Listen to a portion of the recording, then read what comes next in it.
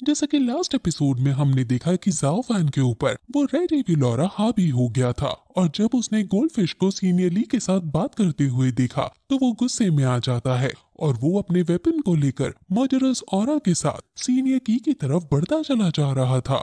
Senior song उसे रोकने की भी कोशिश करते हैं लेकिन वो उन्हें ही अपनी वेपन की नोक पर लेकर पीछे हटा देता है और उनके ना हटने पर उन पर हमला भी कर देता है। लेकिन इससे पहले वो उसको मार पाता, मास्टर वहां आकर उनको पीछे धकेल देते हैं और झटके से एकदम जाओ फैन का ईविल ऑरा गायब हो जाता है। किसी को कुछ समझ नहीं आ रहा होता है और किसी को तो ये लग रहा होता है कि इसे ईविल ने पोसेस कर दिया है।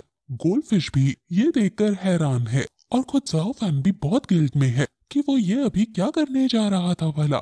सीनियर सॉन्ग भी कहते हैं कि ये कुछ बदला हुआ लग रहा है, पहले तो इसने कभी ऐसा नहीं किया। जाओ फैन मास्टर के पास आकर माफी मांगने लगता है कि ये मेरे से कैसे हुआ मुझे नहीं पता, आप मुझे पनिश कर दे लेकिन मुझे माफ करे। सीनियर सॉन्ग मास्टर से कहते हैं कि ये उसने जानबूझकर नहीं किया, कृपया इसे माफ कर दीजिए। जाओ फैन के बचपन का दोस्त लिन जिंग वहां आकर मास्टर को रोकता भी है कि आप इसे पनिश नहीं कर सकते, लेकिन सीनियर की उसे रोकते हुए कहते हैं कि तुम बीच में मत पड़ो, ये उनकी बैम्बू बी का इंटरनल मैटर है। लेकिन लिन जिंग उसे अकेला नहीं छोड़ना चाहता क्योंकि इस गलती के लिए उसे ये लोग टॉर्चर भी कर सकते हैं। जाओ फैन उसे अपनी साइड लेते हुए कहता है कि तुम मेरे लिए मत कहो कुछ क्योंकि ये मेरी ही गलती है। वो कुछ समझ नहीं पाता और सीनियर की लिन जिंग को ले जाता है। मास्टर जाओ फैन के पास आते आते एकदम रुक जाते हैं और निराशा भरी आवाम में बोलते हैं कि अभी तक मैंने एक डिसोबीडियंट बच्चे को शिक्षा दी है और इसका मुझे खेद है। और फिर वो वहां से चले जाते हैं। उनके पीछे पीछे सभी बच्चों को भी जाना पड़ता है और गोल्डफिश भी उदास होकर उसे वहीं छोड़कर चली जाती है। वहीं अब रात हो जाती है और ये लोग वहीं कैंप बनाकर रुकते हैं आज रात के लिए। लेकिन जाओ फैन रिग्रेट की वजह से कैंप के बाहर ही है और सीनियर की और लिन जिंग उसे देखकर उदास है। लेकिन तभी वहां जाओ फैन के पास सीनियर लू आती है और उसे कहती है कि ये पूरा समय जल्द ही खत्म हो जाएगा, मैं यहाँ तुम्हारे साथ हूँ, तुम्हें चिंता करने की कोई जरूरत नहीं है, तुमने अपनी जान की परवाह ना करते हुए मेरी जान बचाई थी और इसलिए अब तुम्हारा ध्यान रखना मेरा कर्तव्य बनता है। वो उसे सांत्वना देती है कि तुम्हारा डर यहाँ सिर्फ मैं ही समझ सकती हूँ और मैं आशा करती हूँ कि तुम्हें गोल्डफिश से भी अच्छी लड़की मिले। लेकिन तभी वहाँ बिजली चमकती है और जाओ फैन को होश आता है और वो देखता है कि वो सिर्फ सीनियर लू को इमेजिन ही कर रहा था। वहाँ फिर बाईयू आती है और उससे मजाक में पूछती है कि आखिर तुम किस तरह की एक्सरसाइज यहाँ बैठकर कर रहे हो। उसे देखकर वो हैरान है कि वो आखिर यहाँ क्या कर रही है। अगर तुमको यहाँ किसी ने देख लिया तो तुम्हें वो पकड़ लेंगे, तुम यहाँ से चली जाओ। बाईयू कहती है कि तुम मेरी चिंता कर रहे हो, तुम हेवनली पाथ पर चलते और मुझे ईविल समझते हो और लेकिन हम दोनों अभी साथ हैं तो कोई नहीं समझ पाएगा कि मैं ईविल से हूँ, इसलिए तुम चिंता मत करो और यहाँ उदास रहना छोड़ो। लेकिन जाओ फैन अभी भी उदास था, इसलिए वो फिर भगवान से प्रे करने लगती है कि जाओ फैन की सारी परेशानियां दूर हो जाएं, उसको एक हैप्पी लाइफ मिल जाए, उसके टीचर उसकी सजा कम कर दे और सब पहले की तरह अच्छा हो जाए। फिर वो जाओ फैन से अपने साथ चलने को कहती है और कहती है कि मेरे मन में भी काफी सारा गिल्ट था लेकिन वो सब मैंने दूर किया, तुम आखिर इतने जिद्दी क्यों बने हुए हो। लेकिन जाओ फैन अभी भी दुखी था और ये देखकर उसे गुस्सा आ जाता है और वो वहां से चली जाती है। अब जाओ फैन को रात में बारिश में बैठे बैठे सुबह हो जाती है और फिर मास्टर उसके पास आते हैं और कहते हैं कि तुम पूरी रात बारिश में बैठे थे, तुम ठीक तो हो ना। जिस पर जाओ फैन कहता है कि मैं ये डिजर्व भी करता हूँ। मास्टर कहते हैं कि मैंने तुम्हें कल देखा, तुम सीनियर की और गोल्डफिश को एक साथ देखकर खुश नहीं थे, लेकिन गोल्डफिश खुद उसे पसंद करती है। हालांकि तुम्हारा बचपन उसके साथ बीता है और उसके लिए फीलिंग्स डेवलप हो जाना कोई बड़ी बात नहीं, लेकिन तुम्हें खुद समझना चाहिए कि ये उसकी खुद की मर्जी है और हम इसमें कुछ नहीं कर सकते। तुम अपनी फीलिंग्स पर काबू नहीं कर पाए और कल अपना आपा खोकर उस पर हमला करने के लिए चले गए। उस पर वो सॉरी बोलता है और उसे माफ करके वो अंदर आने को कहता है।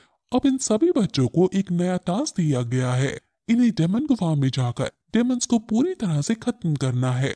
सभी टॉप डिसाइपल्स अब उड़कर केव्स को ढूंढने लगते हैं और उन्हें बहुत देर तक ढूंढने पर भी कोई डेमनिक केव या उनके ट्रेस नजर नहीं आते। गोल्डफिश फिर ज़ाओफैन के पास आती है और उससे पूछती है कि आखिर तुमने सबसे पहली बार जियाओ हुई को कहाँ देखा था। और फिर वो उसका हाथ पकड़कर ढूंढने के लिए अकेली उसके साथ चली जाती है। वो दोनों नीचे घूमते घूमते केव में पहुंच जाते हैं और ये डेमनिक केव ही थी। उन्हें डेमन के साथ साथ डेमनिक स्कूल को भी खत्म करना है और इस केव के वो काफी अंदर तक चले जाते हैं। वहीं हम काफी सारे डेमन डिसाइपल्स को देखते हैं जिसके आगे बाइयू खड़ी है और ये सभी डिसाइपल घोस्ट किंग जो कि बाइयू के पिता हैं उनके आने का वेट कर रहे हैं। एक डिसाइपल बाइयू से कह रहा था कि आखिर घोस्ट डेमन हमारे सामने हमारी मदद क्यों नहीं करते हैं। क्वीन यूसेक ने हमारा जीना हराम कर दिया है और आखिर ये सब खत्म कैसे होगा। अब ल्यूबू माउंटेन पर क्वीन यूसेक ने कैंप लगा दिया है और वो आसपास हमें ही ढूंढ रहे हैं। आखिर हम उन्हें कैसे बचाएंगे। वो डिसाइपल कहता है कि घोस्ट किंग सेक ने हमें अभी तक नहीं बताया है कि हमें क्या करना है और बेफालतू में वो हमसे इतना काम कराते हैं और हमें बिजी रखते हैं। क्या ऐसा तो नहीं कि घोस्ट किंग खुद उनसे जाकर मिल गए हैं ताकि हम सभी की दिक्कत उन्हें खुद न उठानी पड़े। घोस्ट लीडर बायू से पोलाइटली कहता है कि आप घोस्ट किंग को बुलाएं ताकि वो हम सभी को उत्तर दे सके। सभी नारे लगाने लगते हैं कि घोस्ट किंग बाहर आओ और बायू को गुस्सा आ रहा होता है। बायू समझ जाती है कि वो अपनी पूरी कोशिश कर रहे हैं और वो खुद किंग यूसेक के खिलाफ हैं। आप लोग उन्हें द्रोही समझकर अपने ही पैर पर कुल्हाड़ी मार रहे हो। अब कुछ डिसाइपल्स तो ये तक कहने लगे कि कोई घोस्ट किंग है ही नहीं, ये सब झूठ की सत्ता है और अब किंग यूसेक हमें नहीं छोड़ेगा। डेमन के बीच में भी अब अलग अलग सेट के बीच बहस होने लगती है जिसमें से कुछ बायू और घोस्ट किंग के साथ और दूसरे लोग उनके खिलाफ। जो लोग उनके खिलाफ थे उन्हें एक डेमन डिसाइपल भड़का रहा था और बायू पूछती है कि आखिर तुम हो कौन, तुम्हारी किंग के अगेंस्ट जाने की हिम्मत कैसे हुई।